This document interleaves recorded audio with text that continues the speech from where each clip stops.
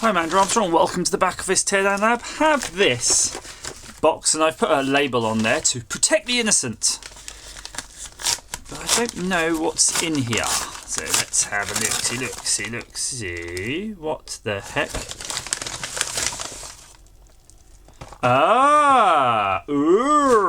Okay, cool. This is something I ordered. Yes, indeedy. Very cool. So I got this at a good price. So I'm always putting in car parking sensors and stuff, and recently I sort of discovered ones that you put on number plates, which were great. They come in a big frame and they're £40. However, a little bit of eBay negotiating got me this one, which isn't a full number plate, however, is a sort of number plate extension. So these bits go on behind your standard number plates, and they provide you with 2 reverse parking sensors. So it's only 2 sensors, and that goes to the usual box, but it's really simple now because it's only got the 2, A and B and out. And out will go to a beeper, and you can see they've extended it with this sort of grey wire and rather interesting tape job there, but I'm not going to comment on that as long as it works. But let's have a look at the ends of the wire. So we've got, that's the power ends. Oh look, they've made a little harness to hook it up to ground, and that's about it. But shall we have a go at hooking it up to the power while we're here? Why not?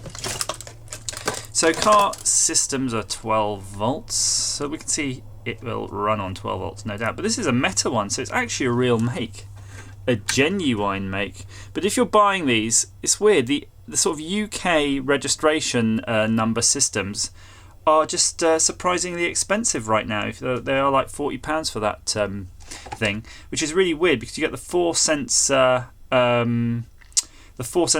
thick one where you have a drill and you actually have to fit it. That's about £6. So take your chance.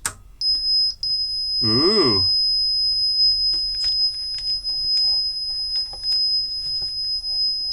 That's, I don't know, that doesn't sound good.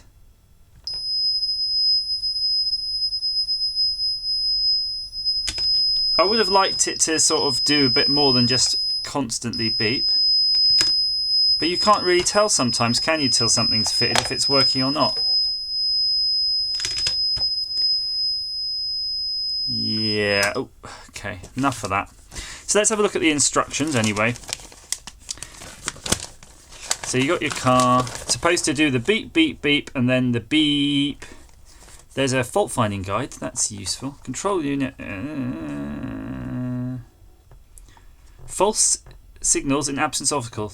Reduce the sensitivity with the regulating trimmer. Ah, that's what this tool was. It did have the regulating trimmer. So let's adjust. Oh, I've never seen that before. Volume, offset, and sensitivity. How wonderful to get all of those controls. That's unusual. You don't normally get that. So I'm going to deduct from the sensitivity. Still pretty angry. Oh, that's better. Much quieter though. Yeah. Still a bit beep. Oh yeah.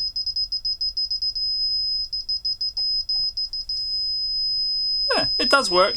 I think it just doesn't want to work inside the small confines of the back office. But there you go. That's the SR2C reverse sensor.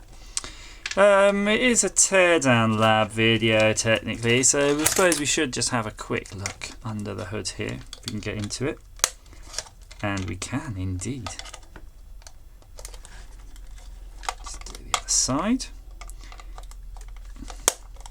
I quite like how the case has mounting screw holes too, it's good. The case feels pretty good quality actually. Ooh. There's the adjustment pots at the front. Kind of thinking we might going to ruin the nice bit of trim at the front doing this, but let's just try. That sticker is actually really tenacious, but there we go. So let's see what we can see. I'm going to try to put it down so it doesn't jiggle and joggle around too much. So we've got an Arizona microchip in there. That's a PIC 16C621A. And you can see there's a pin header here. So that's going to be the programming interface for that. That's all good. So those are your 2 output trims from the ultrasonics, and they have been potted so you can't mess with them. You've got this 90C009 chip. You've got a HEF40938T. So all these are bits, these are just to do with tuning and probably amplifiers and whatnot to do with those. And these are probably going to be some sort of doofers to process it into that, and it's going to use an analog to digital converter to work out what it wants to do with the beeping, and that's kind of all how it's hooked up. So yeah, the micro chip here is going to be orchestrating all of these analog components, but you can see they're pretty much duplicates. So you've got 1, 2, 3, 4, 5, or actually this whole thing, say for that channel, and then for this side you've got the same. See the 1, 2, 3, 4, 5, the main assemblies. You've even got the same transistors going on. And this is where the power, this is the beeper output stage here, so that's going to be coming somewhere from the PIC, and there it is. I think that's the line here. So that's basically going to be generating a buzz from the PIC, and that's what you hear. And it's, I want to say maybe a 40 meg. It says, yeah, I think it's a 40 megahertz crystal on there. And that's it. Rather nice powered conditioning circuitry here.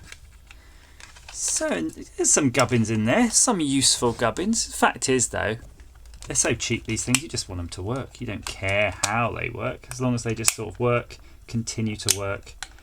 It's not going to go on over these pegs. I'm just going to cut them off. I think that's fine. Crunch, crunch, crunch. SR2C reverse sensor. Please share, like, subscribe if you're that way inclined, and as ever, thank you for watching, guys.